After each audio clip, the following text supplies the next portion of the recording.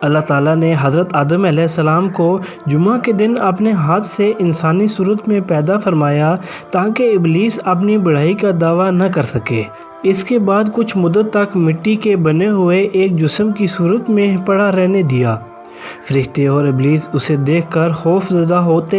ابلیس گزرتے ہوئے اسے ٹھوکر مارتا، جس کی وجہ سے اسی آواز پیدا ہوتی جس طرح مٹی کے بنے ہوئے برتن سے کسی چیز کے ٹکرانے کے بعد پیدا ہوتی ہے۔ اس لیے وہ کہتا تھا فرمان الہی ہے۔ ترجمہ: اللہ نے انسان کو ٹھیکری جیسی بجنے والی مٹی سے پیدا کیا۔ سورۃ الرحمن آیت 14۔ ابلیس ایک مرتبہ موقع پا کر حضرت آدم علیہ السلام کے منہ کی طرف سے بدن میں داخل ہوا اور دوسری طرف سے نکل گیا اور فرشتوں سے کہنے لگا، اس سے مت ڈرو، یہ آدم علیہ السلام اندر سے بالکل کھوکھلا ہے۔ اگر مجھے اس پر قابو پانے کا موقع ملا تو میں اسے ضرور گمراہ کروں گا۔ تفسیر الطبری الانبیاء آیت 37۔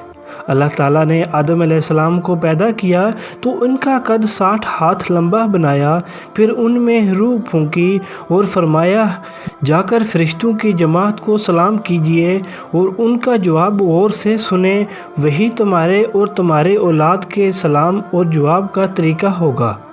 آدم علیہ السلام نے فرشتوں کی ایک جماعت کے پاس جا کر کہا، السلام علیکم۔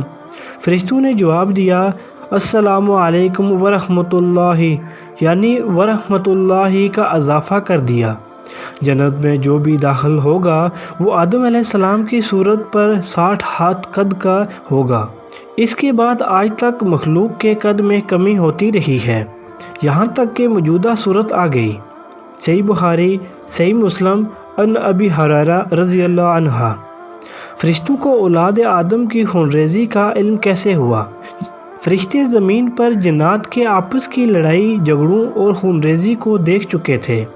اس کو سامنے رکھتے ہوئے انہوں نے اولاد آدم کے بارے میں بھی یہ خدشہ ظاہر کیا کہ یہ بھی آپس میں خونریزی کا ارتکاب کر سکتے ہیں۔ قتادہ رحمۃ اللہ علیہ نے فرمایا، فرشتے حضرت آدم علیہ السلام سے پہلے زمین پر آباد ہونے والی مخلوقات کے حالات دیکھ چکے تھے۔ تفسیر ابن کثیر البقرہ آیت 30۔ ترجمہ: اللہ تعالیٰ اصل حقیقت کو خوب جانتے ہیں۔ خلیفہ بنانے کی مصلحت: جب اللہ تعالیٰ نے فرشتوں کو ایک نئی مخلوق پیدا کرنے کی خبر دی تو انہوں نے اس نئی مخلوق کو پیدا کرنے کی مصلحت معلوم کی تو اللہ سبحانہ و تعالیٰ نے فرمایا۔ ترجمہ: بلا شبہ میں وہ باتیں جانتا ہوں جن کا تمہیں علم نہیں۔ سورۃ البقرہ آیت 30۔ یعنی میں اس نئی مخلوق میں نبی، رسول، عابد، صدیق، شہید، زاہد، ولی، بعمل، علماء اور صالح پیدا کروں گا۔ رسول اکرم صلی اللہ علیہ وسلم نے فرمایا، جب فرشتے فجر کے وقت بندوں کے اعمال لے کر آسمان پر چڑھتے ہیں تو اللہ تعالیٰ جاننے کے باوجود ان سے پوچھتے ہیں کہ تم نے میرے بندوں کو کس حال میں چھوڑا؟ فرشتے جواب دیتے ہیں کہ جب ہم گئے تھے وہ نماز عصر میں مصروف تھے اور جب واپس آئے تب بھی وہ نماز فجر میں مصروف تھے۔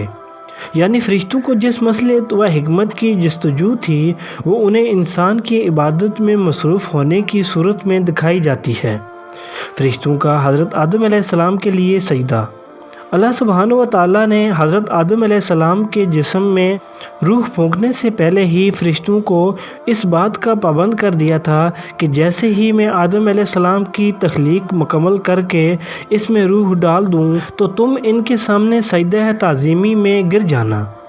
جب اللہ سبحانہ تعالیٰ نے حضرت آدم علیہ السلام کی مکمل شکل و صورت بنانے کے بعد اس میں روح ڈال دی تو فرشتے اللہ تعالیٰ کے حکم کی تعمیل کرتے ہوئے فوراً حضرت آدم علیہ السلام کے سامنے سجدے میں گر گئے۔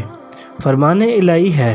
ترجمہ: اور یاد کیجئے جب آپ کے رب نے فرشتوں سے فرمایا کہ میں انسان کو گلی سڑی ہوئی کھنکھناتی مٹی کے سوکھے گارے سے پیدا کرنے والا ہوں، لہذا جب میں اسے پورا بنا لوں اور اس میں اپنی روح پھونک دوں تو تم سب اس کے آگے سجدہ ریز ہو جانا۔ بس تمام فرشتوں نے سجدہ کیا۔ سورۃ الحجر آیت 28 تا 30۔ رسول اکرم صلی اللہ علیہ وسلم نے فرمایا جب حضرت آدم علیہ السلام میں روح ڈال دی گئی تو انہیں چھینک آئی، جس پر انہوں نے الحمدللہ رب العالمین، تمام تعریفیں اللہ کے لیے جو تمام جہانوں کا رب ہے، کہا۔ اللہ تعالیٰ نے جواب میں یرحمک اللہ، اللہ آپ پر رحم کرے، فرمایا۔ صحیح ابن حبان انس رضی اللہ عنہ۔ حضرت آدم علیہ السلام کی عزت و تکریم اور فرشتوں پر فضیلت۔ حضرت آدم علیہ السلام کی عزت و تکریم کرتے ہوئے اللہ رب العزت نے انہیں اپنے مبارک ہاتھوں سے تخلیق فرمایا اور فرشتوں سے سجدہ کروا کر آپ علیہ السلام کی خوب عزت افزائی فرمائی۔